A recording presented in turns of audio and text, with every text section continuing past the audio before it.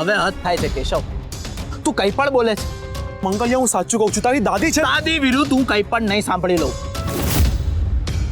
માન્યું કે યમુનાભાઈ નિર્દોષ હશે, માન્યું કે એમને કોઈએ ફસાવ્યા હશે.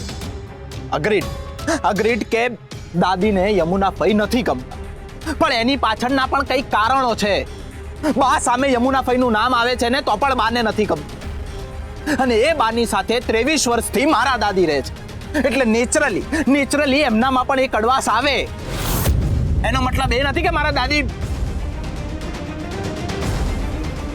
તું કહે છે એવું કંઈ કર્યું હોય? ના, જરાય નહીં. તો તને શું લાગે છે? શું લાગે તને? હું ખોટું બોલું છું? ના, તને વાત ખોટી મળી છે. દાદી કોઈની ગોસિપ કરી શકે, પણ આવી રીતે છેલ્લી પાટલીએ ન બેસી શકે. મંગલિયા, મારા વાલીડા, મારી વાત સમજવાની કોશિશ કરે. માની વાતો સાંભળીને પણ મને પણ એમ જ લાગતું હતું, પણ આપણા જે હોય ને, આપણે એ લોકોનું ખોટું ને ખરાબ નથી સાંભળી શકતા. તો એનો મતલબ એ તો નથી ને કે હકીકત ખોટી છે. મંગલિયા, હું કહું છું, મારી વાત માન તું. મારી માં ને તારી દાદી બેવ ભેગા મળીને ખોટું કામ કર્યું છે.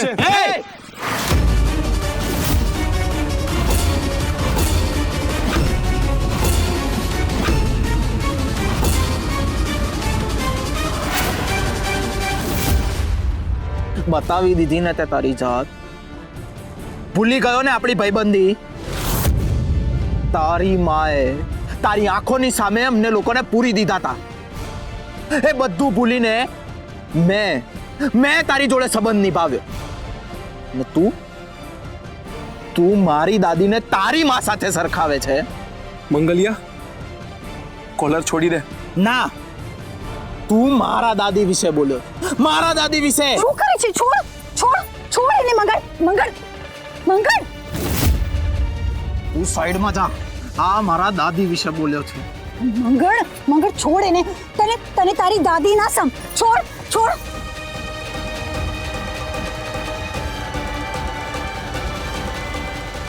ઓ ત્યારે જા, પછી વાત કરીએ. ઓલરાઈટ, અત્યારે તું ઘરમાં જા. ના, પહેલા આને કે અહીંથી જાય. ઓકે, આઈ ટેલ હિમ. પહેલા તું જા પ્લીઝ. મંગળ પ્લીઝ, પહેલા તું જા. Keshav, what are you doing? Keshav, બહુ લાગ્યું? હા કેશવ, પગમાં શું થયું? કેશવ, આપણે ડોક્ટર પાસે જઈએ. ક્યાં? ના, મારે નથી જવું. કેશવ, તમને પેન થાય છે કેશવ? મેડમ, અત્યારે મારું મૂકો તમે. હું તો ખુશ છું કે તમારા મમ્મા પરથી બધા આરોપ હટી ગયા ને એ પાછા ઘરે આવી ગયા. બહુ દુઃખ થયું ને મારા સામે સ્ટેટમેન્ટ આપવામાં. મેડમ, સ્ટેટમેન્ટ માં વિરુદ્ધ હતું, પણ સત્યની તો સાથે હતું ને. બીજું કોક હોત ને તો એકાદ વાર મેં આ ખાડા કાન કરી લીધા હોત, પણ વાત તમારી હતી તો હું તમને કઈ રીતે અપસેટ કરી શકું? બાકી જસુમતી મોદી તો મારી માં છે, એને હું કઈ રીતે બદલી શકવાનો છું? બધું ઉપરથી લખાઈને આવ્યું છે.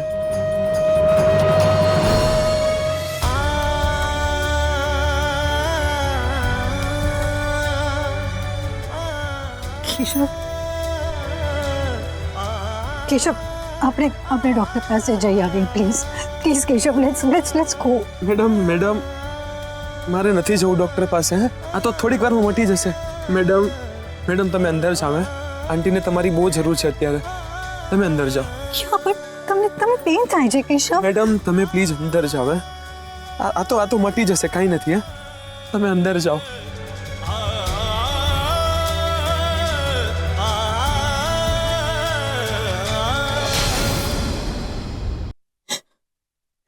બા, પાછા જાગો ને પ્લીઝ. બા, હું થાકી ગઈ છું. હું એકલા લડતા થાકી ગઈ છું. બા, કેન્સર સામે, પૈબા સામે, આ સિચ્યુએશન સામે, જસુમતી સામે. બસ હવે. અરે, તમારા ઘોડામાં માથું મૂકીને શું છે? બા, જાગો ને પ્લીઝ. બા, અરે બા, બધાને તમારી જરૂર છે. તમને બધાની ચિંતા થાય છે ને? હા, બધા તમારા વિના નોધારા થઈ ગયા છે. તમારા સાથની બધાને જરૂર છે, મને જરૂર છે. બા ઉઠો ને બા, પ્લીઝ ઉઠો ને બા. યમુના નહીં જાગે, બહુ જિદ્દી છે, પણ એમને ક્યાં ખબર છે કે આપણે એમના કરતા વધારે જિદ્દી છે.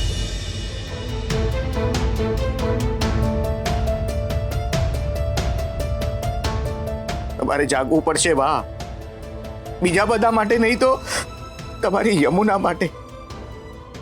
એકલા હાથે ઘરના બધા સામે લડી રહી છે.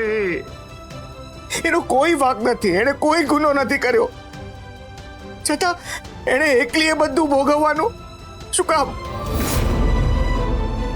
આમ તો તમે અજાણ્યાની પણ પડખે ઊભા રહી જાઓ છો, અને આજે આમ સૂતા છો. શું કામ બા, શું કામ? ચાલ યમુના, તું જમી લે. તને ખબર છે બા છે ને એકદમ નારિયેળ જેવા છે, બહારથી એકદમ કઠણ પણ અંદરથી એકદમ નરમ. તને ખબર છે વાત એમ છે કે બાને તારી સામે આવવું જ નથી. જો બા તારી સામે આવી જાય ને તો એમણે ભૂલ સ્વીકારવી પડે ને, એટલે આંખ બંધ કરીને સૂતા છે. પણ તું જોજે, આપણે એમને મનાવીશું ને તો એ માની જશે, જાગી જશે. એને બા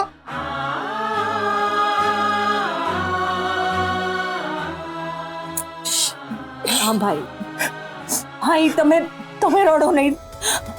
આપણે મન મક્કમ રાખવાનું છે.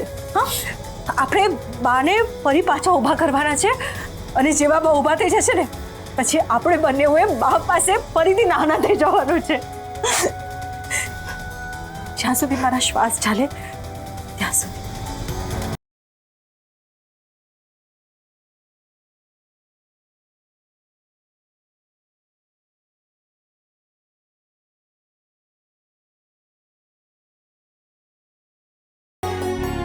પાણી પી.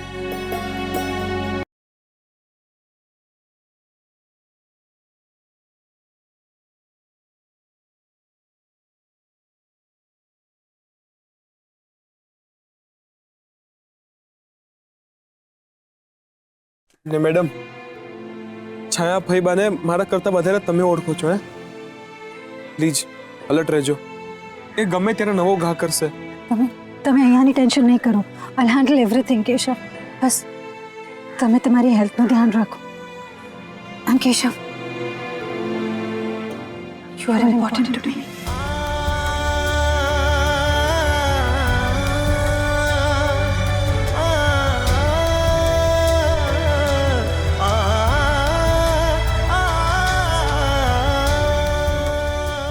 આજ વાત તો સાંભળવી છે મેડમ, કહી દ્યો ને એકવાર.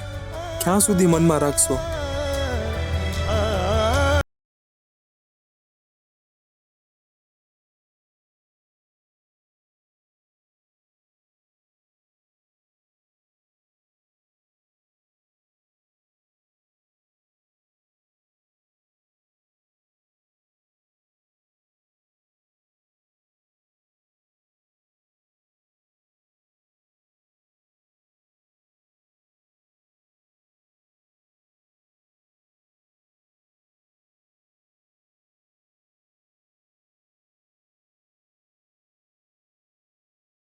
પ્લીઝ દ્વારકાધીશ, કેશવનું ધ્યાન રાખજો પ્લીઝ.